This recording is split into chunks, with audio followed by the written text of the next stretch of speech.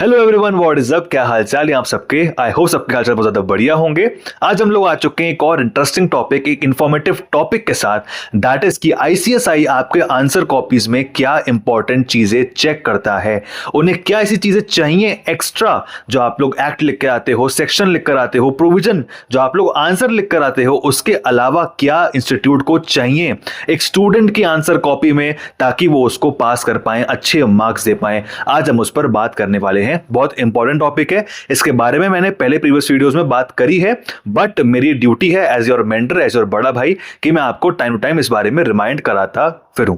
अब बात करते हैं कि जो चीजें मैं आपको आज बताने वाला हूं, that is all based upon my personal experience. ये मेरे पर्सनल एक्सपीरियंस पे है, बिकॉज ऐसे स्टूडेंट्स जो मेरे साथ बहुत पहले से जुड़े हुए हैं उनको पता है कि एग्जीक्यूटिव तो मैंने क्लियर कर लिया था फर्स्ट अटेम्प्ट में, बट प्रोफेशनल में ओल्ड सिलेबस में मॉड्यूल नंबर 2 में मेरे को 2 अटेम्प्ट्स लग गए थे। तो जब दूसरा अटेम्प्ट मैंने देने जा रहा था तो मुझे लगा यार मैं बिल्कुल टूट चुका था। मैंने कहा यार मैं भी वही पढ़ाई कर रहा हूँ, मॉड्यूल देख रहा हूँ, सारे कोर्स कंप्लीट कर रहा हूँ, बट मैं क्यों क्लियर नहीं कर पा रहा हूँ। सो मैंने ये 4 चीजें जो मैं आज आपको बताने वाला हूँ, ये मैंने नोटिस करा, इसको मैंने अप्लाई करा अपने आंसर कॉपी में, अपने प्रिपरेशन में, जिसकी वजह से आपके सामने एक सीएस क्वालिफाइड कंपनी सेक्रेटरी खड़ा है।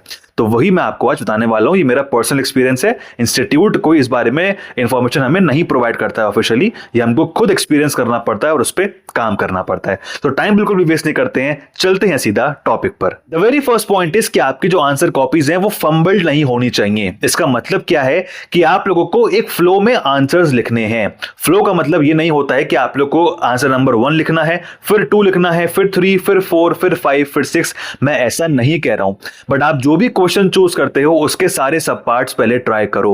अगर आप 1 से स्टार्ट कर रहे हो, 2 से स्टार्ट कर रहे हो, जिस भी क्वेश्चन से आप स्टार्ट कर रहे हो उसके जितने भी सब पार्ट्स हैं, 4 हैं, 5 हैं, उनको पहले कंप्लीट करने की कोशिश करो। ऐसा मत करना कि आप लोगों ने क्वेश्चन नंबर 1 चूज करा, उसका फर्स्ट सब पार्ट करा, फिर बाकी सबको छोड़ के आप किसी और क्वेश्चन पर डायरेक्टली जंप कर गए। इसमें होता क्या है कि जो आपका कॉपी चेक करे वो बहुत ज्यादा डिस्टर्बिंग हो जाता है, उसका दिमाग बहुत डिस्टर्ब हो जाता है and it creates a lot of confusion.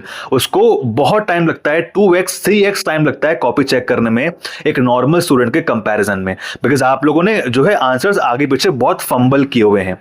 So flow का मतलब सिंपल ये है कि आप जो भी क्वेश्चन उठाओ, चाहे हम स्टार्टिंग में क्वेश्चन नंबर 6 उठाओ, अगर आपको बहुत अच्छे से आता है, बट उसके सारे सब पार्ट्स को ट्राई करो, और अगर 1-2 छूट जाता है जो आपको नहीं होता है, that is okay, but at least mostly सब पार्ट्स को उसके ट्राई करो, तभी नेक्स्ट क्वेश्चन पे जंप करो। वरना जो है वो जो मॉडरेशन मार्क्स है, यूनिफॉर्मिटी मार्क्स है, या तो वो आपको बिल्कुल भी नहीं मिलेंगे बल्कि माइनस और हो जाएंगे। तो वहां पे ध्यान देना बहुत जरूरी है। द सेकेंड पॉइंट इज कि अपने हिसाब से आंसर कॉपी को ऑल्ट्रेशन मत करो।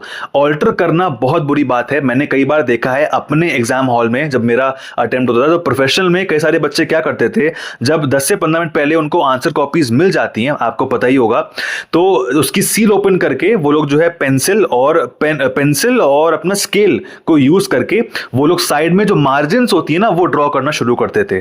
That is very bad. Institute ने जो भी आपको प्रॉपर आंसर कॉपी दी है उसी के हिसाब से काम करो। इंस्टीट्यूट ने जो कॉपी दी है उसको ऑल्टर करने की जरूरत नहीं है। एक्सेप्शन है कि अगर वो आंसर कॉपी फटी हुई है तो एक अलग बात है, तो उसको एक्सचेंज करवा लो, आपका जो भी इन्विजिलेटर है, that is a valid reason, but बेफालतू में उसको ऑल्टर करने की जरूरत नहीं है। मार्जिन ड्रॉ कर रहे हो या कुछ रिलीजियस उस पर कमेंट्स लिख रहे हो स्टार्टिंग में, वो सब चीजें मत करना। इंस्टीट्यूट ने जैसे आपको कॉपी दी है आंसर कॉपी, उसको एज इट इज यूज करना है। It creates a negative impression. वही सेम बात, तो आपको यूनिफॉर्मिटी मार्क्स जो मॉडरेशन मार्क्स हैं, या तो वो आपको 0 मिलेंगे, बल्कि हो सकता है कि और माइनस हो जाए। सो इस चीज पर जरूर ध्यान देना। Now we come to the third point, that is the most important, that is the most basic, और बहुत सारे बच्चों को मोस्टली ये चीज पता होती है, दैट इज एक्सेसिव राइटिंग नहीं करनी है। बट फिर भी मैंने खुद देखा है आंसर कॉपीज, जब मैंने मेंटरशिप वगैरह मैं अभी करता हूं तो बच्चे मेरे को आंसर कॉपीज भेजते हैं। लाइक आई सी दिस कि आंसर कॉपीज में क्यों इतना बच्चा एक्सेसिव लिखता है, सोच के कि अगर मैं बी कॉपी, सी शीट अगर मैं लूंगा तो फिर इंस्टीट्यूट हमें ज्यादा मार्क्स देगा। ऐसा नहीं होता है। मुझे पता है कि आप लोग जब घर से निकलते हो तो वहां पे सोचते हो कि हम टू दी पॉइंट ही आंसर लिखेंगे, बट आप लोग जब आंसर वहां पे लिखते हो ना, तब आप लोग बिल्कुल ऐसे भावनाओं में बह जाते हो, आप लोग लिखने लगते हो फ्लो टू फ्लो में। तो वो चीज नहीं करनी है। मैंने भी करी है एग्जीक्यूटिव के अटेम्प्ट में, एग्जीक्यूटिव के स्टेज पे, जीएचएल के पेपर में मैंने ये करा है। बिल्कुल बिल्कुल स्टार्टिंग वाले फेज में, बट मेरे को लॉस हुआ बिकॉज वहां पे मैं सिर्फ 80-85 मार्क्स का अटेम्प्ट कर पाया। 100 मार्क का अटेम्प्ट आप नहीं कर पाओगे। अगर 4 मार्क का क्वेश्चन है, 5 मार्क का क्वेश्चन है, एक पेज, या अगर आपकी राइटिंग बड़ी है तो 1.25 1.5 page, that is max. 2 pages 3 pages लिखे जा रहे हो भावनाओं में बह के, भैया आपको मार्क्स ज्यादा नहीं मिलने वाले हैं।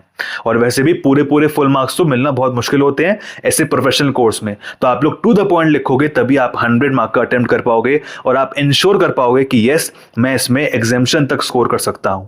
सो ट्राई करो कि सिर्फ टू द पॉइंट आंसर लिखो, एक्सेसिव राइटिंग बिल्कुल मत करो, ये बीकॉम का पेपर नहीं है, ध्यान देना इस बात पे। And now we come to the last point, that is the fourth point, जो कहता है कि हमें पता है, सारे बच्चों को पता है, सारे सीएस के एस्पिरेंट्स को पता है कि हमारा जो क्वेश्चन पेपर बनता है उसमें 70-75 मार्क्स है, चलो 80 मार्क्स तक जो पेपर बनता है, that is quite easy. Now easy का मतलब ये है कि अगर आप प्रॉपर पढ़ के गए हो, प्रोविजन समझ के गए हो, प्रीवियस ईयर क्वेश्चंस करके गए हो, तो आप लोग पेपर इतना अच्छे से अटेम्प्ट कर सकते हो। बट लास्ट के जो 15 से 20 मार्क, 20 से 25 मार्क का जो क्वेश्चन पेपर बनता है, दैट इज क्वाइट ट्रिकी। लेंदी भी कह सकते हैं, ट्रिकी भी कह सकते हैं, या कई बार आउट ऑफ द सिलेबस भी बनता है। सो इंस्टीट्यूट ये चेक करता है कि बच्चा जो है उसने लास्ट के जो 15 से 20 मार्क का जो पेपर है, दैट इज क्वाइट ट्रिकी, जो हमने आउट ऑफ सिलेबस दिया है, क्या वो उसने अटेम्प्ट किया है या नहीं किया है।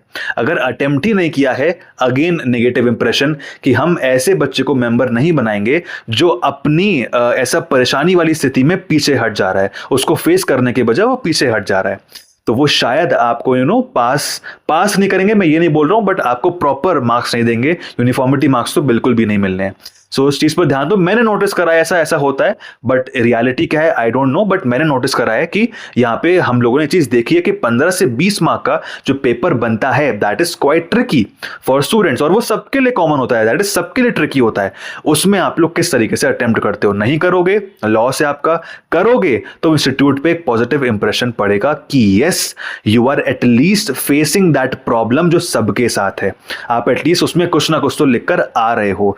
दैट सिग्निफाइज कि आप लोग जो भी परेशानी अगर आपके मेंबर बनने के बाद आती है, वी आर गवर्नेंस प्रोफेशनल्स, सो आप कंपनी में सीएस बनोगे तो आपके पास 36 तरीके के काम और डिफिकल्टीज आएंगी, तो क्या आप डिफिकल्टी से पीछे हट जाओगे? नहीं ना, आप फेस करोगे, कुछ भी करोगे, कैसे भी करोगे, आप फेस करोगे। तो वही इंस्टीट्यूट कॉपी चेक करते वक्त चेक करता है। सो दैट आप इस पे चीज पे ध्यान दोगे तो आप ही के लिए बेनिफिट है। यूनिफॉर्मिटी मार्क्स, मॉडरेशन मार्क्स आप ही को मिलेंगे और आप ही मेरे को मैसेज करोगे नेक्स्ट अटेम्प्ट के बाद कि भैया मैं पास हो गया।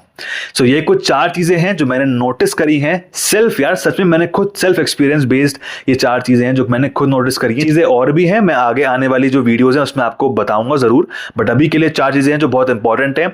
और इसमें चीजें ऐसा कुछ भी नहीं है जो इसमें आपको अलग से प्रिपेयर करना है, ये सब नॉर्मल चीजें हैं, बट आपको फॉलो करनी है, ध्यान रखनी है अपने आंसर राइटिंग पैटर्न में, अपनी आंसर कॉपी में, ठीक है। सो ये 4 चीजें हैं, इसको ध्यान में रखो एंड आई होप कि आप इसको फॉलो करोगे, आप ही के लिए बेनिफिट है। So that is it for today. I hope आपको वीडियो अच्छी लगी होगी, इन्फॉर्मेशन अच्छी लगी होगी। अगर अच्छी लगे then do give it a like, comment करो क्या बेस्ट पार्ट लगा, और अगर कोई भी डाउट है आराम से पूछ लो, कमेंट ना करूं, रिप्लाई ना करूं, ऐसा नहीं हो सकता। हम लोग मिलते हैं कैसे इन्फॉर्मेटिव एंड यूजफुल वीडियो के साथ।